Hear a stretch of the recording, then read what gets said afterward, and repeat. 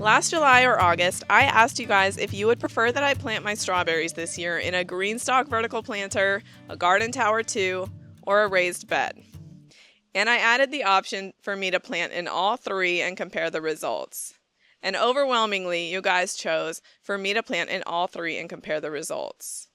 So that's what this video is. We're comparing those results today.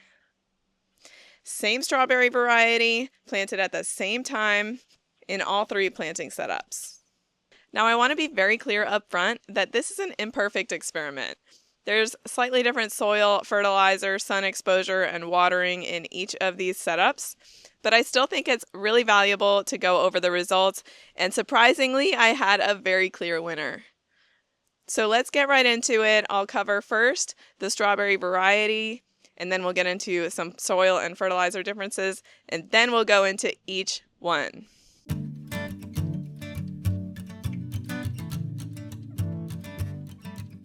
Across all three planting systems, I planted a Chandler variety of strawberry, which is great for Florida growing. It's a nice firm berry and plenty of sweetness. Trust me, it's a good berry, much better than Florida Brilliance in my experience. And I want to mention that I started with strawberry plugs, not bare root starts. In my past 2 years growing strawberries, I started with bare root starts, and I ended up killing so many of them. I think the primary reason I killed them is because I probably planted some of them too deep. Soil got on that crown, and they got crown rot, and they just didn't make it. And why I love plugs instead of bare root starts is that there's already soil attached to the roots, so you already have that top level defined for your planting depth. So all you have to do when you plant it is just make sure you don't add any soil to the top. And I've had such great results with the Chandler plugs from Ison's Nursery that I do plan on buying them again next year. Before we get into performance, I want to quickly talk about soil and fertilizer because I know that always comes up. This was not a perfectly controlled soil experiment. Each system had a high quality, well-draining soil mix, but they were not identical. Across all three systems, my goal was good drainage, enough organic matter, steady nutrition, rather than pushing heavy growth. I focused on a nice dose of feeding at the beginning and then one more when it started fruiting. But because this experiment was using containers and a raised bed, I just had to use different soil. Potting mix for the containers and raised bed mix for the raised bed.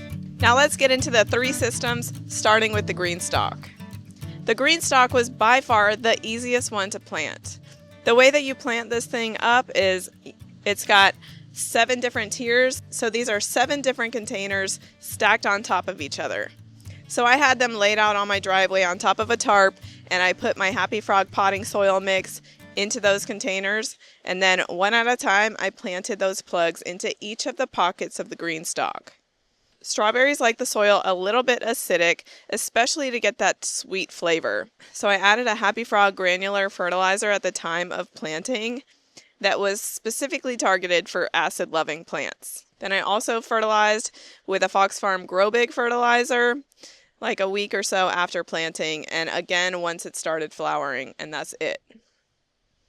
Fox Farm Grow Big fertilizer is a liquid synthetic fertilizer that I put through the watering system of the GreenStalk.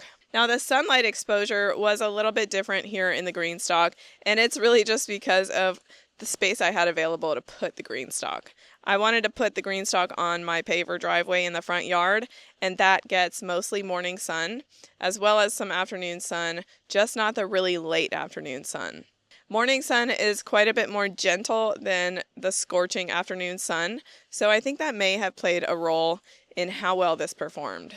I can tell you that the plants look extremely healthy.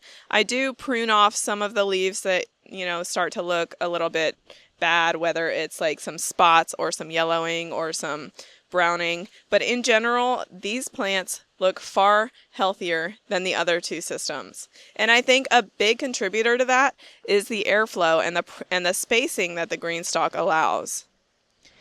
Now you might think it's weird that I say that because the GreenStalk really maximizes your planting density by growing vertically, but if you look vertically at the different rows of containers, they're not they're not packed so close that they're touching from top to bottom. And this is an important distinction when we get to one of the other growing systems, because I think that's one of the primary reasons why it works so well in the GreenStalk.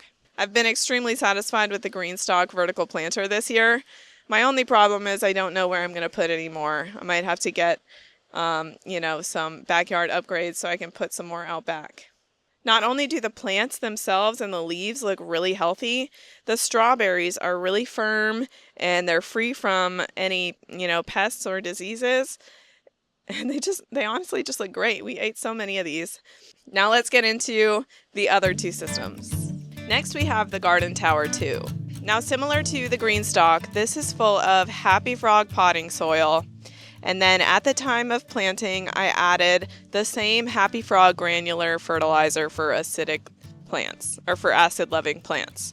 Transplanting into the Garden Tower is far more difficult than transplanting into the GreenStalk or into the raised bed. And you can see these are noticeably more dense in the vertical direction than the GreenStalk, and I think that the fact that we have leaves touching from top to bottom, basically, it just decreases the airflow and it lends itself to more disease pressure.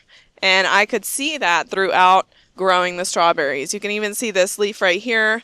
I do prune them off when I see leaves like this with this, I think this is like a leaf spot type bacteria or a fungal infection going on, but you can kind of manage it by pulling the leaves and managing your water. I've had quite a few plants die, but not too many. You can see the empty pockets, like 1, 2, 3.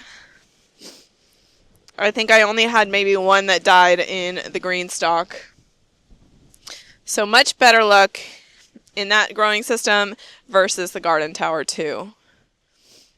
Sorry, it's really windy, you guys. I'm doing the best I can. I hope the audio comes through. That's why I'm holding the microphone. I did have many strawberries that look firm and red and beautiful. But I also had some strawberries that did not look like that. They showed signs of, either a strong pest infection like thrips, or they showed signs of something like a bacterial or fungal infection that was causing browning and more mushy strawberries. And it might be beneficial to know that this is the system I planted strawberries in last year as well, and this is where I put bare roots.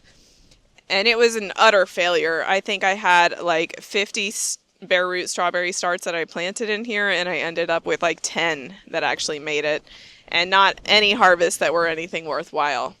I did try to keep the fertilizer the same on this one in comparison to the GreenStalk. So this one also got Fox Farm Grow Big fertilizer at the same time as the GreenStalk. And in this one, I just actually applied it with a sprayer onto each little pocket. Now let's talk about the raised bed. And there's some really important things about the raised bed that you should know, like the soil. I've had this raised bed and I've been building this soil for a couple years now. And recently I did a video on fertilizer, I think back in December. And in that video, I did a soil test. The soil test showed that I was really high in phosphorus and low in nitrogen and potassium. So for that reason, I've been fertilizing this raised bed totally different than I've been fertilizing the Garden Tower and the GreenStalk. I've been adding a granular feather meal and potash to bring those nitrogen and phosphorus levels back up, as well as applying a fish emulsion about every 2 weeks. So these got quite a bit more nitrogen than the Garden Tower 2 strawberries and the GreenStalk strawberries. And they're also, you can tell they're interplanted with other crops like these mustards that are draping over the top of them, the collards that are draping over the top of them, and that clearly is affecting the airflow and the sun exposure of these strawberries. Now we're here in the backyard getting afternoon sun exposure, and the Garden Tower is just right over there. So the sun exposure between the Garden Tower and the raised bed is the most similar. And these strawberry plants, probably likely because of the soil issues going on here and likely because of the other crops leaning over them, these are suffering the most from what looks to be some disease. I think it's a bacterial leaf spot disease. And I prune them as well. but they just seem to be suffering quite a bit more than the other two setups. So if I were to do this again in a raised bed, I would clear out all the other crops except maybe some smaller herbs. They'd probably be okay, but definitely nothing as big as some collards and some mustards. These are going to need some airflow and proper spacing in a setup like a raised bed to thrive. And if you look at how the farms do it, they actually put that agriculture plastic on top, and they cut a hole and they plant each strawberry plant in a hole in the plastic. And they do that primarily to keep the soil moist underneath it and also to keep those berries clean. That's been an issue in the raised bed as well. The berries that are sitting right on top of the raised bed, they're just getting really dirty, much more so than the vertical growing systems. Across all three systems, I put the berries in these little mesh bags to protect them from any birds or squirrels or other critters that might be after them, and they worked really well for me. One thing that surprised me was how many runners these strawberry plants produced before fruiting. Now, last year I had a Florida Brilliance strawberry variety, and I got almost no runner production at all. These Chandler plugs were producing runners within a month of me planting them. And so what I would do is I would put this clear plastic cup on the garden tower or the GreenStalk or even the raised bed, and then I would plant that runner into the cup while it was still attached to the mother plant. And that's because I needed to make sure that this was still getting nutrients before it really grew enough roots. And the clear plastic cup allowed me to see exactly when the roots were ready and it was ready to cut it from the mother and transplant it somewhere else. I wanted to do it in a cup so that I could easily just detach it and go and put it in my other garden tower that had a lot of empty space, rather than, trying to disturb the soil that in all these pockets or even in the raised bed that the plants were in.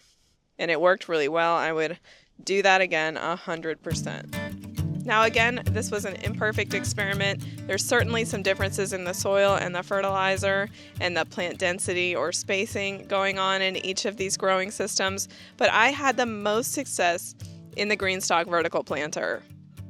I think I could do it differently in the raised bed and, keep the strawberry plants away from big crops like collards and mustards and have much better performance in the raised bed if I were to do this again. And also if I had better nutrition from the start in the soil in the raised bed. But that's an experiment for another time. Thanks for watching, guys. And if you're interested in purchasing either a GreenStalk or a Garden Tower 2 or a Vigo Garden raised bed, and you want to support the channel, I'll drop some links in the description box below. Thanks for watching, guys, and I'll see you next time.